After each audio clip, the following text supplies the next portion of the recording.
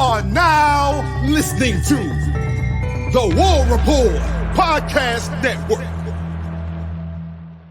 What's up, everybody? Welcome back to the Connor Lew Podcast, episode 225 of the Connor Lew Podcast. I'm Dylan Larck, IEBoyTech on Twitter. Here to talk to y'all today with the latest in Auburn athletics. As the only real breaking news we got for this day, at least, is the fact that Auburn will not be playing UCLA in 2027 and 2028. That comes from just overall all over Twitter, but I heard it from Hoke. But that it does suck for the sheer fact that Auburn is missing out on a very cool uniform matchup in whatever UCLA is wearing that week and Auburn Stormtrooper uniforms.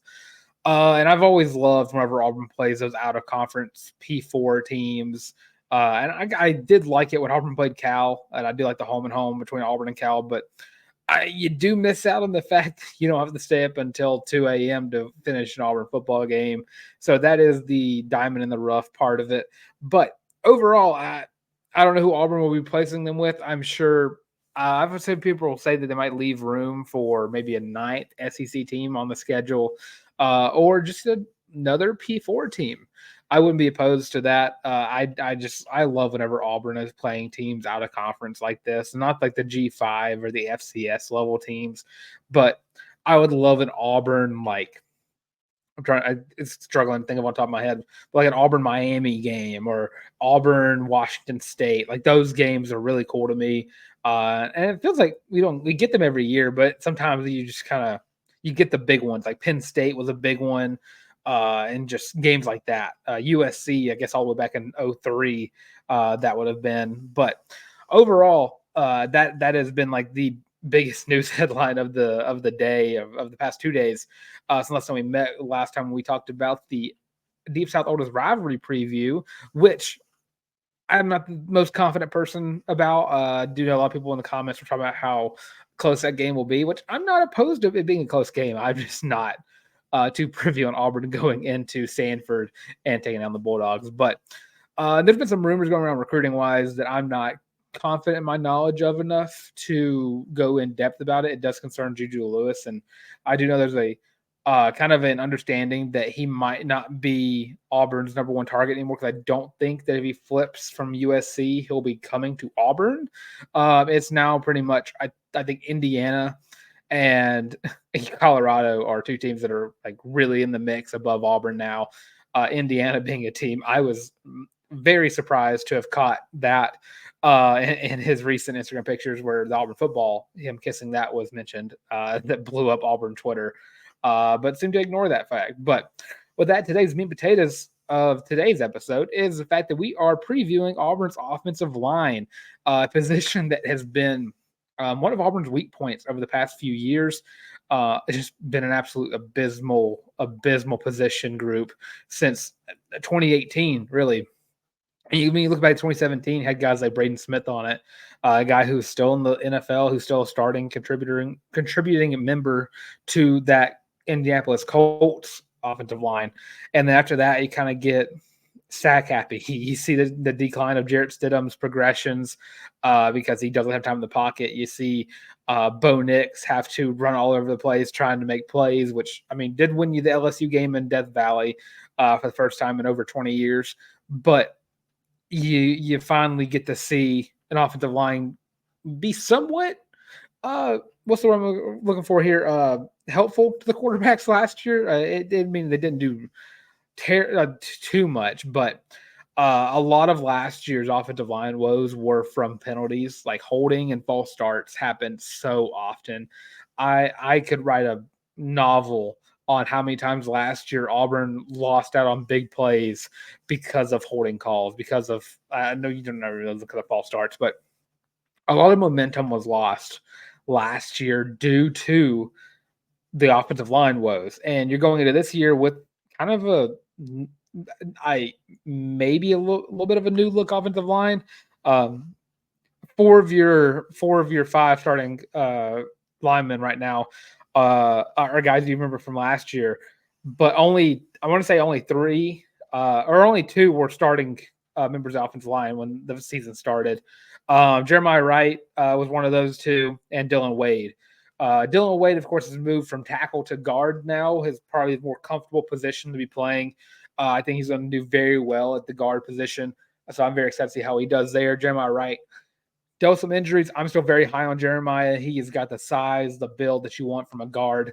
Really like how those two kind of mesh, and hopefully Jeremiah stays healthy this year. That'd be huge. Kind of put him in the same line. Put Camden Brown. Like I'm always going to be high on him no matter the year. He has to prove me wrong for me to really be down on him. And of course, looking at the transfers that Auburn brought in, like Percy Lewis going to the left tackle real quick. Just guys who can absolutely tear it up. And we've seen Percy Lewis before in Mississippi State. He is, in fact, a massive, massive human being.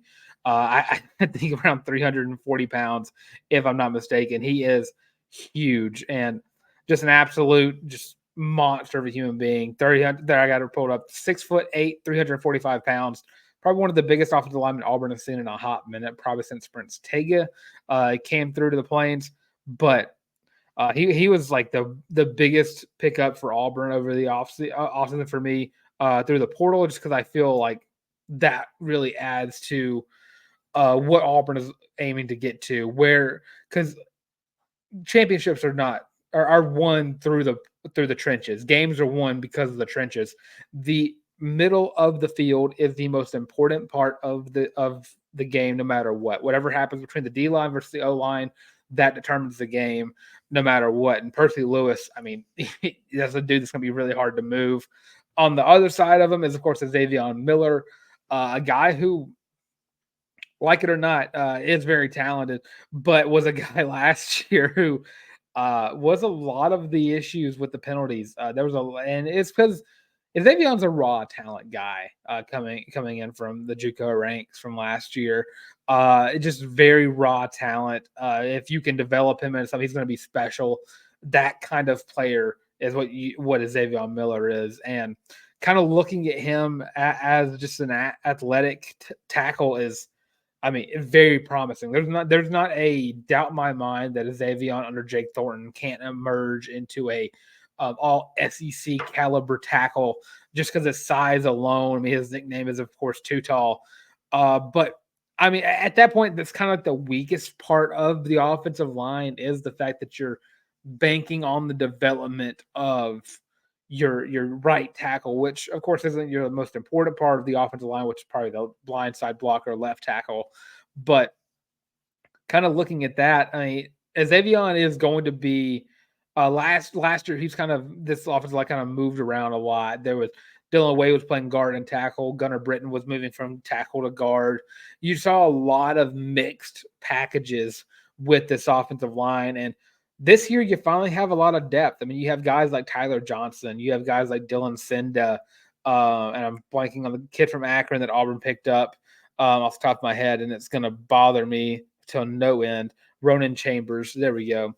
And you have like guys like that. You have Tate Johnson coming back for another year at the backup center position. I'll get to the center position in just a second. And you have like the young bucks like Braden Joyner as well. And of course, I mentioned Tyler Johnson, and I should have mentioned him here. Guys who can step up, guys that Auburn recruited very well, because you have to have your better five, but you also have to have guys who can step in when that five needs a break. And I think Auburn's really done that. This has been a much improved offensive line growth from last year. Last year I kind of banked on a hot take that I thought the offensive line from last year was going to be the best offensive line Auburn has since 2017. Rushing wise, I think they did a really good job, but Auburn's always had a pretty decent rushing game since 2017. They've just always ran the ball very well. This year, the offensive line seems like it could be better than what I expect from what I expected the 2023 offensive line to be. I think it just meshes well. I think your size is a lot better. I think your group's a lot better. I mean, look at the center position of Connor Lew. Connor Lew is going into his true sophomore year. And I mean, dude, I don't think that there's a better center in college football than Connor Lew. And I mean, I could be missing out on so many guys, but Connor Lew is an absolute dog. I don't think I've ever seen an offensive lineman come in as a true freshman and absolutely dominate in the fashion that Connor Lew has. And he has the potential to be probably one of the best centers Auburn has had, maybe ever. And I know Reese Mukes has won his Remington Award before, but I mean, Connor Lew is a guy I think could win awards for what he can do. He came in right away, was just a leader on the line. He anchored down the center of the offensive line, and never. There was very few times where I watched Connor Lew and I was like, he looks like a freshman. Connor Lew stepped in and never looked like a freshman to me. I mean, he of course everyone's gonna make mistakes after the line was brutal with it last year, but I mean, just what Connor Lew can do from just a player perspective is just ridiculous. And I mean, we've seen guys from that recruiting class from last year kind of step in and immediately make an impact right away. You mean Keldrick Falk is going to be at SEC Media Days with Peyton Thorne and Eugene Asante next week. You got Kyan Lee, who stepped in whenever Nehemiah Pritchett was out or wherever Keontae Scott was out and really showed out in what he can do as a SEC caliber corner, and Kyan Lee especially going to be the next up in a year, in 2 years, whenever he can go to the NFL draft. Because I don't think that Kyan Lee is going to be here for 4 years, just how good I think he is. And then Connor Lew and I guess Jeremiah Cobb as well kind of mix into that as well. Guys who first year on the Plains, I mean, you're not expecting much. I mean, sometimes you're expecting a red shirt unless you step in and just ball out like they did. And Connor Lew made the most of Avery Jones getting hurt. And I mean, Auburn didn't really, there was not a drop step. There was not a step below in production from the center position. If anything, it might have been a step up. Just because I've been saying this. I just want to say I'm the biggest Connor Lew truther out there, because when Auburn was recruiting him, when Auburn flipped him, I mean, I was right. I was like, this kid is going to be next. This kid, I still stand by the fact he's going to be the best player from that class. Even with Keldrick Falk right there, even with Kyan Lee, Jeremiah Cobb, all those dudes, and what the talent level they have, Connor Lew is going to be remembered as the best player from the class of 2023. And it might not be by much, but it is going to be true. But this offensive line, I mean, looking at guys they brought in from this high school recruiting and JUCOs, you got Seth Wilford from Snow College. You got Favor Edwin, who is just massive again, basically 6'7". Another raw talent player. You got guys like DeAndre Carter, who one of my favorite players from the class of 2024, just because of his size. I mean, he is massive as well, 6'3", 350. Hopefully, he needs to lose a little bit of that weight just before the season starts, but just anchors. That's what Auburn was looking to build with the offensive line, is anchors. So Auburn's going to be opening up a lot of gaps, going to be hopefully giving up less sacks, is what I kind of where I'm figuring out with this. This offensive line is much improved from last year. I think I can say that without any kind of doubt in my mind. This offensive line is going to be much improved from last year. Less penalties. I think you're going to see a lot more urgency for this offense to kind of get the ball rolling early with the offense, because that's been the whole point of why people don't think Auburn can win 7-8 games, because they don't think the offense can do much. But it starts with the offensive line. We already know what Percy Lewis can do. He's been at the All-SEC conversations before. Connor Lew has impressed literally anybody who's ever watched any kind of film on him. It's about Dylan Wade, Jeremiah Wright, and Xavier Miller. Those are going to be your three big question mark caliber players. How does Dylan Wade do now that he is going to be playing mostly at the left guard position, not going to be trying to play both tackle and guard, focused really on the guard? Can Jeremiah Wright stay healthy with how much talent he has? And, of course, can Xavier Miller lower the penalty limits and start to work towards being a developmental, potentially with a potential, which doesn't make sense as a sentence. Could he be a All-SEC caliber player himself, just because he is just so athletic and gifted in that regard, just lower the penalty count? And then you kind of go further than that. I mean, your entire bench is going to be a question in and of itself, because is there going to be a step down in quality with the amount of quantity they picked up in recruiting? Because that's always going to be the thing. I think that Seth Wilford, I mean, he was a highly regarded JUCO lineman for a reason. I think he was one of the top guys in JUCO and he just did that through absolutely outmanning people, really showing why he could be an SEC caliber lineman himself. I'm super excited to see how this offensive line kind of meshes, especially the backups kind of go when they go in. I think I want to see a lot of Braden Joyner as well, because he's a guy I'm very excited to see a lot of, because of, he's a hometown kid coming into Jordan Hare Stadium, and I think he possesses a lot of size and strength as well. This offensive line group, I'm just super excited on. I will always preach and have praises towards the offensive line. It is the most important position to get right whenever it comes to playing on Saturdays or Sundays, Mondays, Thursdays, any day of the week where there's football being played. You are always looking at the offensive line to get things started the right way, because without the offensive line, we're just playing flag football, or it's 7-on-7s really, which those aren't as fun. And especially as a guy who played both sides of the line in high school myself, it's super fun. But yeah, I'm super excited for that offensive line comes. My starting group is, I think, the same as everyone's right now. It's Xavier Miller, Jeremiah Wright, Connor Lew, Dylan Wade, Percy Lewis are going to be your 5 guys going into the season. And again, much improved group from last year. And you're going to have more continuity with the fact that you are bringing 4 guys back. So that works very well. Jake Thornton is an absolute mastermind. He has been absolutely killing it recruiting-wise, because Auburn is picking up 5 offensive linemen in class 2025. Just initiating the fact that Auburn wants to be back to producing good offensive linemen and producing great offensive lines. And we've seen it in the past. I mean, Greg Robinson, before he went to the NFL, he was a really great left tackle for Auburn. Looking further that, you got guys like Lee Zimba, who complimented me in 2010 for my face tattoo that I got for the Auburn Chattanooga game when I was 10. That was really cool. Thank you, Lee. We'll forever remember that, and that painful face tattoo trying to take it off after the game. And of course, going further back, I mean, Ben Grubbs are guys that I really remember from my time growing up as an Auburn fan. And of course, Braden Smith, even getting closer.